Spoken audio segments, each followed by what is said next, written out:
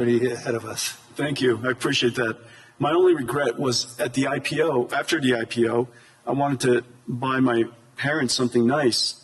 And so I sold NVIDIA stock at a valuation of $300 million. The company was at a valuation of $300 million, and I bought them a Mercedes S-Class.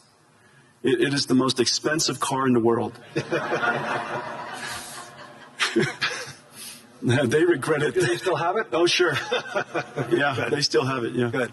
Let me go into the subject matter now, but I just want to say, the debate on AI is about how it's going to change the world and the global economy.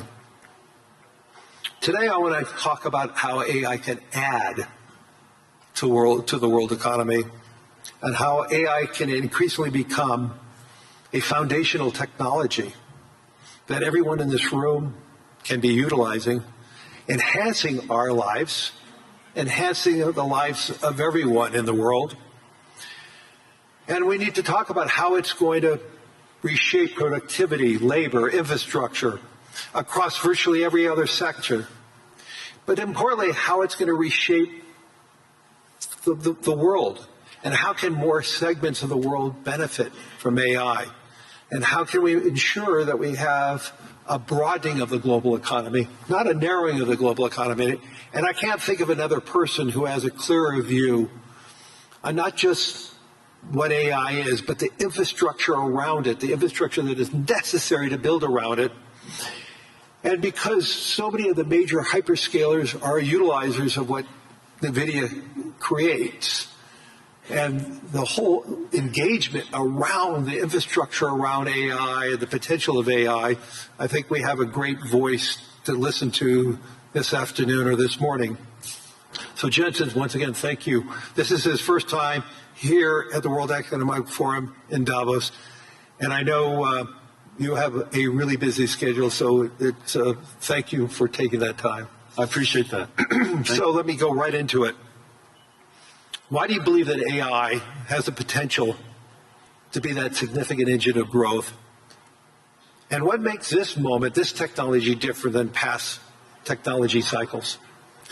Yeah, this is, first of all, when you think about AI and you're interacting with AI in all these different ways, ChatGPT, of course, using Gemini, of course, using Anthropic, Claude, of course, and the magical things that it could do, it's helpful to reason back to the first principles of fundamentally what is happening to the computing stack. This is a platform shift. A platform is something where applications are built on top of. And this is a platform shift like the platform shift to PCs. New applications were developed to run on a new type of computer. A platform shift to the internet, a new type of computing platform, hosted all kinds of new applications, a platform shift to mobile cloud. In each and every one of these platform shifts, the computing stack was reinvented and new applications were created. This is a new platform shift in the sense that today you're using ChatGPT. It's important to understand that itself is an application, but very importantly, new applications will be built on top of ChatGPT. New applications will be built on top of Anthropic Claude, for example. And so it's a platform shift in that way.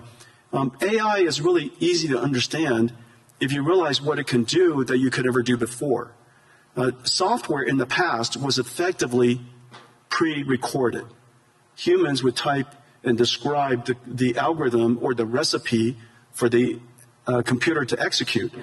It was able to process structured information, meaning you've got to put the name, the address, their account number, their age, where they live. You create these structured tables that software would then go and retrieve information from. We call it SQL queries. SQL is the single most important database engine the world's ever known. Almost everything ran on SQL before now. Now we have a computer that can understand unstructured information, meaning it can look at an image and understand it. It could look at text and understand it. It's completely unstructured. It could listen to sound and understand it, understand the meaning of it, understand the structure of it, and reason about what to do about it. And so for the first time, we now have a computer that is not pre-recorded, but it's processed in real time, meaning that it's able to take the context of the circumstance, whatever the environmental information, the contextual information, and whatever information you give it, it could reason about what is the meaning of that information and reason about your intent, which could be described in a really unstructured way. You describe it however you want to describe it. We call it prompts. But you describe it however you like to describe it. And to the extent that it can understand your intention, it could perform a task for you. Now, the important thing about this is that because we're reinventing that entire computing stack, the question is, what is AI? You're asked, when you think about AI, you think about the AI models. But it's really important to understand industrially, AI is actually essentially a 5-layer cake. At the bottom is energy. AI, because it's processed in real time and it generates intelligence in real time, it needs energy to do so. Energy is the first layer. The second layer is the layer that I live in. It's chips and computing infrastructure. The next layer above it is the cloud infrastructure, the cloud services. The layer above that is the AI models. This is where most people think AI is. But don't forget that in order for those models to happen, you have to have all of the layers underneath it. But the most important layer, and this is the layer that's happening right now, the reason why last year was an incredible year, frankly, for AI, is that the AI models made so much progress that the layer above it, which is ultimately the layer that we all need to succeed, the application layer above that. And so this application layer could be in financial services, it could be in healthcare, it could be in manufacturing. This layer on top ultimately is where economic benefit will happen. But the important thing, though, because this computing platform requires all of the layers underneath it, it has started, and everybody's seeing it right now, it has started the largest infrastructure build out in human history. We're now a few $100 billion into it. That's it. We're a few $100 billion into it. Larry and I, we get the opportunity to work on many projects together. There are trillions of dollars of infrastructure that needs to be built out. And it's sensible.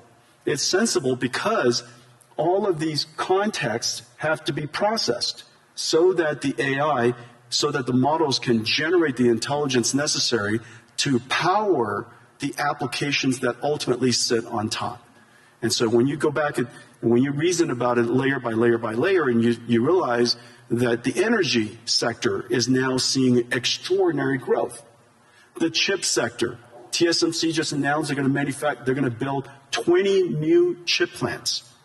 Foxconn working with us and Wistron and Quanta building 30 new computer plants, which then go into these AI factories. So we have chip factories, computer factories, and AI factories all being built around the world. And memory. And memory, right, exactly. Those chip fabs. Micron has started investing $200 billion in the United States. SK Hynix is doing incredibly. Samsung is doing incredibly. You could see that entire chip layer growing incredibly today. And now, of course, we pay a lot of attention to the model layer, but it's really exciting that the layer above them is really doing fantastically. And now, one indicator is where the VC funding going into. Last year, 2025, was one of the largest years in VC funding ever. And last year, most of the funding went to what is called AI native companies. These are companies in healthcare, they're companies in robotics, and companies in manufacturing, financial services. All of the large industries in the world, you're seeing huge investments going in to those AI natives because for the first time, the models are good enough to build on top of. So let's just dive a little further. Obviously, everybody, I'm sure, uses their own chatbot and getting information. So, but you're talking about the dispersion of AI is going to be the key. Let's talk about it, like go into a little more upside ideas related to the dispersion of it in the physical world. You mentioned, obviously, healthcare is a great example of that. But where do you see the transformational opportunities in areas like transportation or science? Well, last year, I would say last year, I would say three major things happened in AI, in the AI technology layer, the model layer. The first one is that the models themselves started out being curious and interesting, but they hallucinated a great deal. And last year, we can all reasonably accept that these models are better grounded. They could do research. They can reason about circumstances that maybe they weren't trained on, break it down into step-by-step reasoning steps, and come up with a plan to answer your question, do your research, or perform the task. So last year we saw the evolution of language models becoming AI systems that we call agentic systems, agentic AI. The second major breakthrough is the breakthrough of open models. Several years ago, was it a year ago, DeepSeek came out? Last year. And DeepSeek was, a lot of people were quite concerned about it. Frankly, DeepSeek was a huge event for most of the industries, most of the companies around the world, because it's the world's first open reasoning model. Since then, a whole bunch of open reasoning models have emerged, and open models has enabled companies and industries, researchers, educators, universities, startups to be able to use these open models to start something and create something that's domain specific or specialized for their needs. The third area that had enormous progress last year was the concept of physical intelligence, of physical AI. AI that understands not just language, but AI understands, if you will, nature. And it could be AI that understands the physical world here, AIs that understand proteins, chemicals,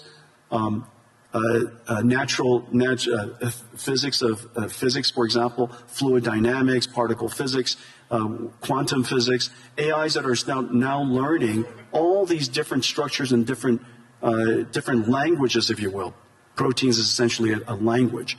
And so all of these AIs are now making such enormous progress that these industries, industrial companies, whether it's manufacturing or drug discovery, are really making great progress. And one of the great indicators is a partnership that we had with Lilly, that they realize now that AI has made such extraordinary progress in understanding the structure of proteins and the structure of chemicals, essentially being able to interact and talk to the proteins like we talk to ChatGPT.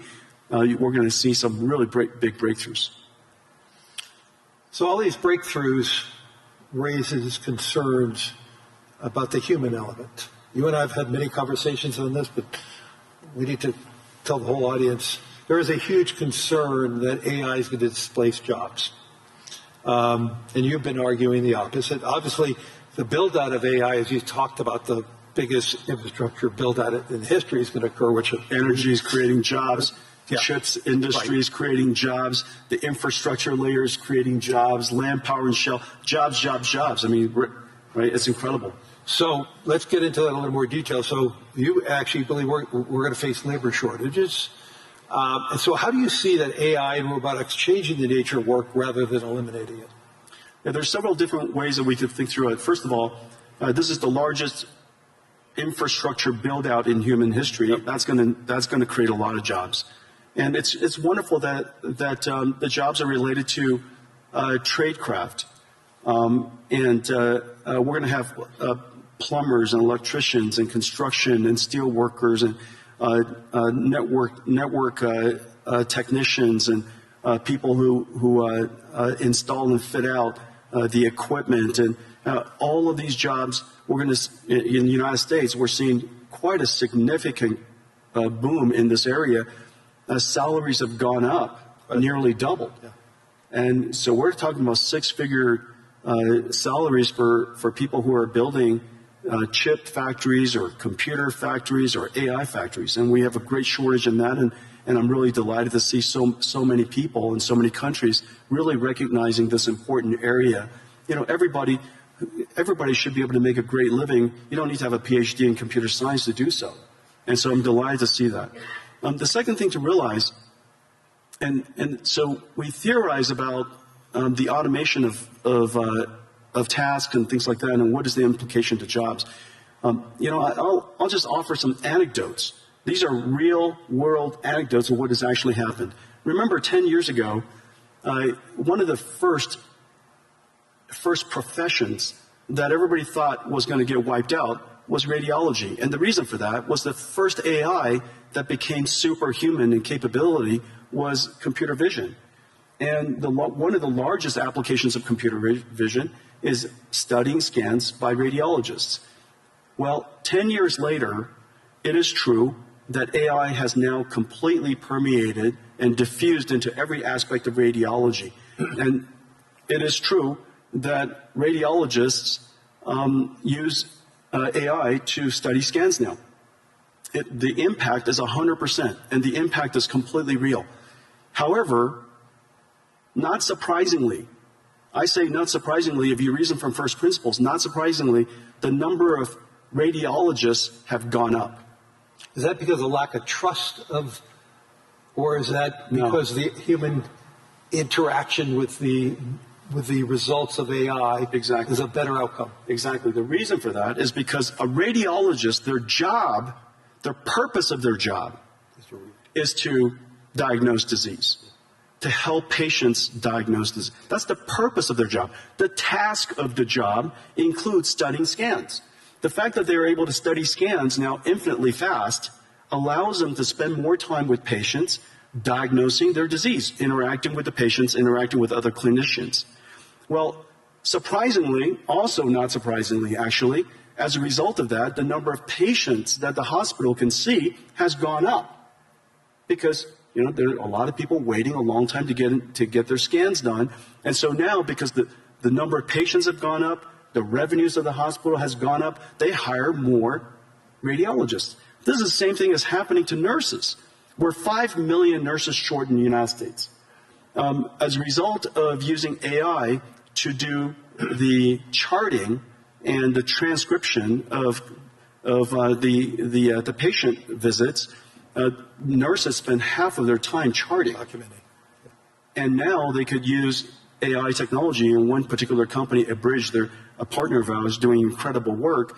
As a result of that, the nurses could spend more time visiting patients. Human touch. That's right. And because you can now see more patients, and we're no longer less bottlenecked by the number of nurses, more patients could get into the hospital sooner. As a result, hospitals do better, they hire more nurses. And so surprisingly, AI is increasing not surprisingly, AI is increasing their productivity. As a result, the hospitals are doing better. They want to hire more people. You have too many people waiting too long to get into hospitals. And so these are two perfect examples. Now, the easiest way to think about what is the impact of AI on a particular job is to understand whether the job, what is the purpose of the job, and what is the task of the job. If you just put a camera on the two of us and just watched us, you would probably think the two of us are typists because I spend all of my time typing. And so if AI could automate so much word prediction and help us type, then we would be out of jobs. But obviously that's not our purpose. And so the question is, what is the purpose of your job? In the case of radiologists and nurses, is to care for people. And that purpose is enhanced and made more productive because the task has automated. And so to the extent that you can reason about each one of the people's purpose versus the task, I think it's a helpful framework. Let's move this beyond the developed economies. Help me understand how AI is going to broaden the world and help the world. I read an Anthropic piece this past weekend that basically said the utilization of AI most recently is very dominant by the educated society. And they're even seeing the educated component of each society being heavily more utilized. And they're using it against their own model Claude, so it may have its own biases. So how do we ensure that AI is a transformational technology, maybe like what Wi-Fi and 5G was for the emerging world? And when you intersect that, what does it mean for the emerging world? And John, how do we broaden the global economy? And two, getting back to the whole job situation with robotics and AI, there is going to be some substitution there. And there's substitution in the United States already going on. We may be creating more plumbers and electricians, but we probably need less analysts at financial institutions. Lawyers need less analysts, because they're able to accumulate the data faster. So let's just pivot on to the emerging world for a second, in the developing world. How do you see that play out? Well, first of all, AI is infrastructure, and there's not one country in the world, I can't imagine, that you need to have AI as part of your infrastructure, because every country has its electricity, you have your roads. You should have AI as part of your infrastructure. Of course, you could always import AI, but AI is not so incredibly hard to train these days, and because there's so many open models, these open models with your local expertise, you should be able to create models that are helpful to your own country. And so I really believe that every country should get involved to build AI infrastructure, build your own AI, take advantage of your fundamental natural resource, which is your language and culture, develop your AI, continue to refine it, and have your national intelligence be part of your ecosystem. And so I think that's number one. And number two, remember, AI is super easy to use. It is the easiest software to use in history, and that's the reason why it's the fastest growing and most rapidly adopted. I mean, in just a couple of 2-3 years, it's coming up to almost a billion people. I think, first of all, Claude is incredible. Anthropic has made a huge progress, huge leap in developing Claude. Yep. We use it all over our company. The coding capability of Claude, its reasoning capability, its ability is just really incredible. And anybody who has a software company really ought to get involved and use it. On the other hand, ChatGPT is probably the most successful consumer AI in history. And its ease of use and its approachability, I think everybody should get involved. And whether it's somebody in a developing country or a student, it is very clear that it is essential to learn how to use AI, how to direct an AI, how to prompt an AI, how to manage an AI, how to guardrail the AI, evaluate the AI. These skills are no different than leading people, managing people, things that you and I do all the time. So in the future, instead of biological, carbon-based AIs, in the future we're also going to have digital versions of AIs, silicon versions of AIs, and we'll have to manage them. They're just part of our digital workforce, if you will.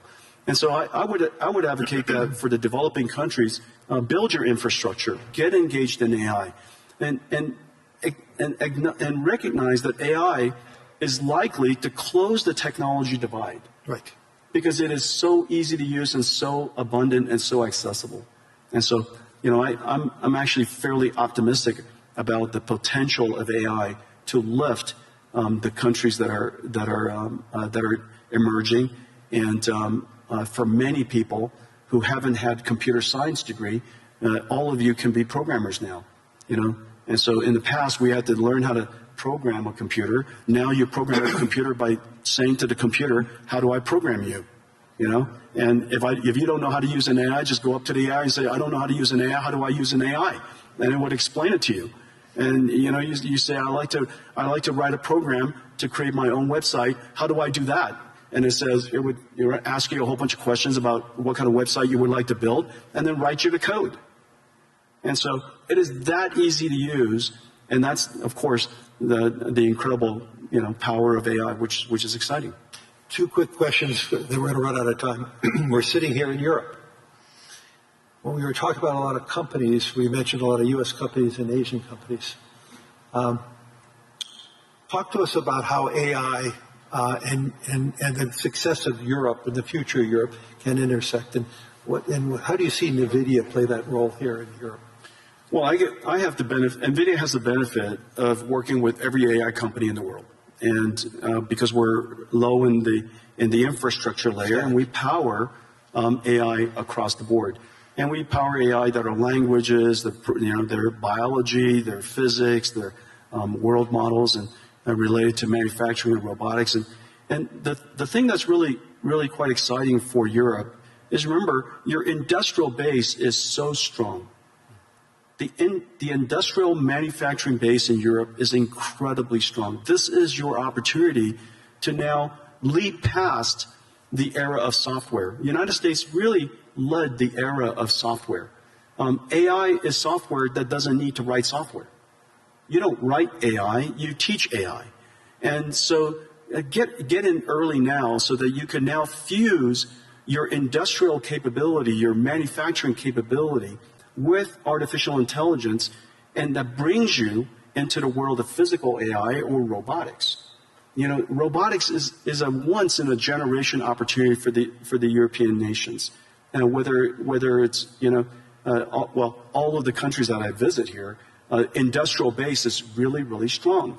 The other thing to realize is that so much of the deep sciences are still very, very strong here in Europe. Right. And the deep sciences now have the benefit of applying artificial intelligence to accelerate your discovery. And so I think that it's fairly certain that you have to get serious about increasing your energy supply so that you could invest in the infrastructure layer so that you could have a rich ecosystem of artificial intelligence here in Europe.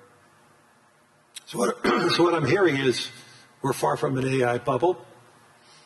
The question is, are we investing enough? Let's turn it around, because there's so many people talking about a bubble, but the question is, what I'm hearing from you is, are we investing enough to do what we need to do to broaden the global economy?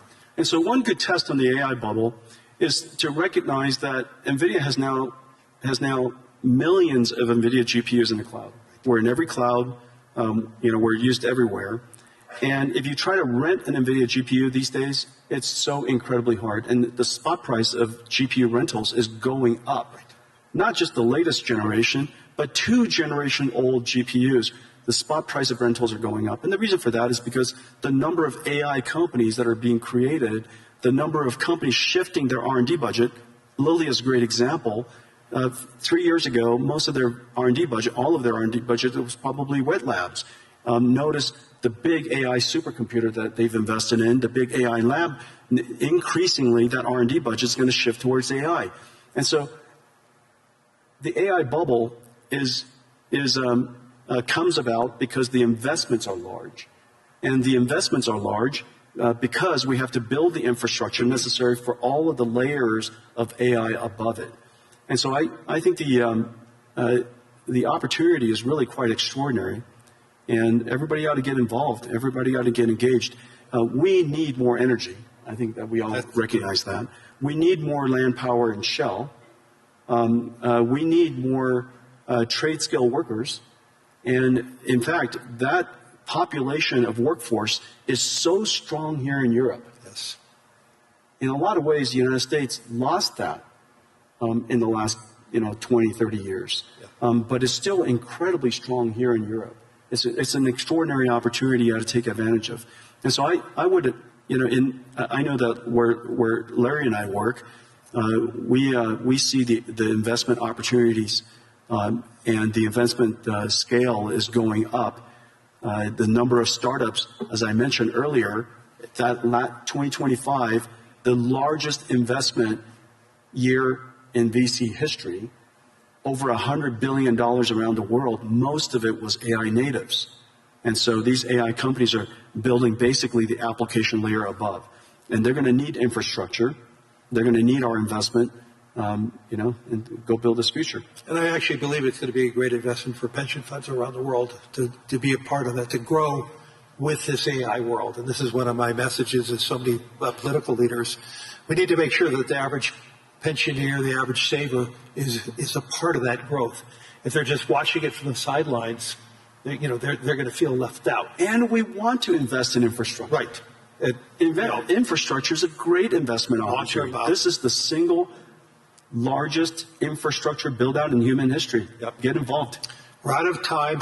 Hopefully everybody in the audience and everybody on the web streaming is seeing the power of Jensen Huang as a leader.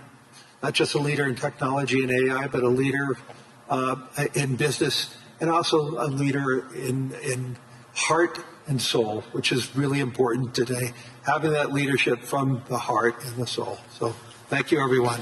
Thank you, everyone.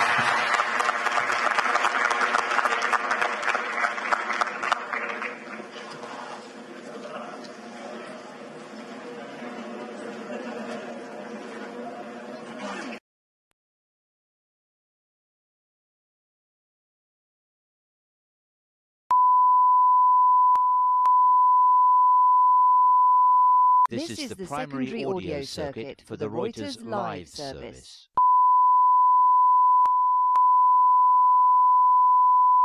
This is the primary audio circuit for the Reuters live service.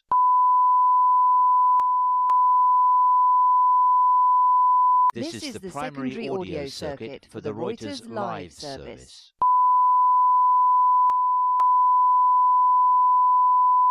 This is the primary audio circuit for the Reuters live service.